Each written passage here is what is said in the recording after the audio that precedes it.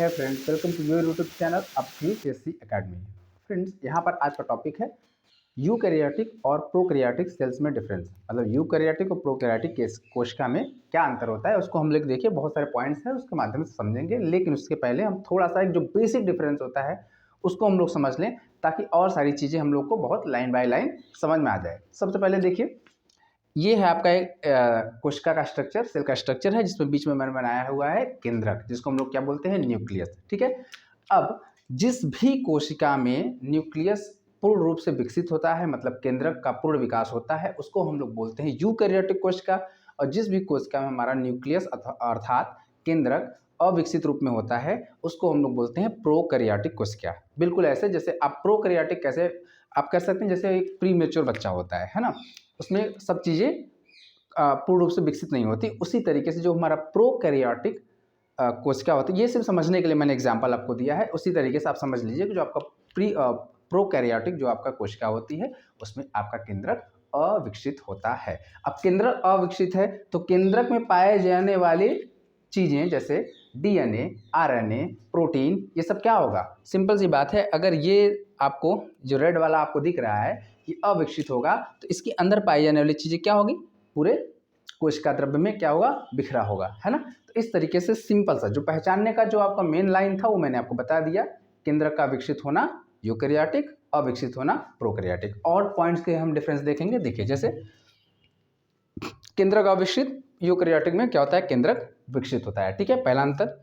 DNA, RNA, protein आदि अव्यवस्थित होते हैं। अव्यवस्थित होने का मतलब वही मैंने बताया कि अगर आप पॉलीथीन में बांध के रखेंगे तो वो एक जगह रहेंगे। पॉलीथीन अगर नहीं है तो क्या होगा? उसमें पॉलीथीन में पाई जाने वाली चीज़ें बिखरी रहेंगी। जस्ट लाइक यहाँ पर आपका केंद्रक अविकसित है तो उसमें पाई जाने वाले डीएनए, आरएनए और प्रोटीन सब क्या है?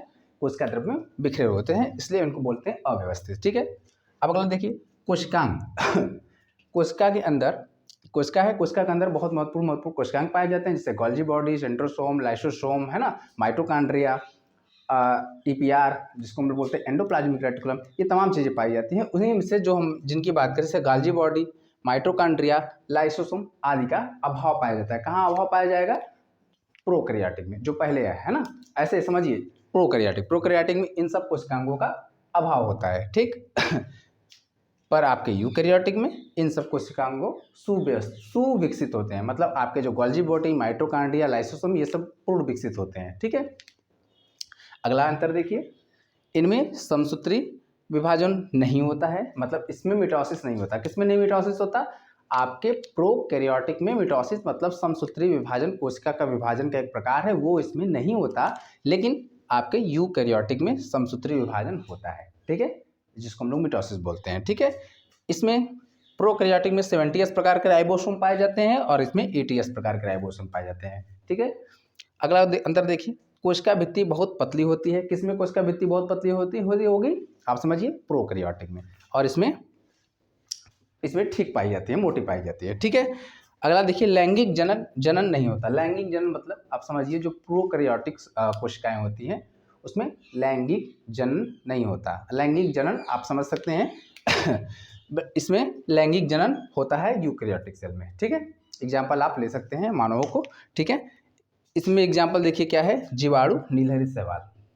आपके प्रोकैरियोटिक कोशिका का जो एग्जाम्पल है वो क्या है? नीलहरित शैवाल। लेकिन आपका जो यूकैरियोटिक है उसका एग्जाम्पल क्या है? इन को नीलहरित शैवाल और बैक्टीरिया मतलब जीवाणु को छोड़कर सभी विकसित पौधे और जंतुओं को हम यूकैरियोटिक कोशिका के अंदर रखते हैं।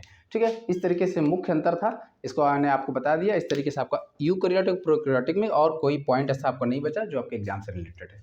ठीक है। वीडियो देखने के लिए धन्यवाद। Thank you.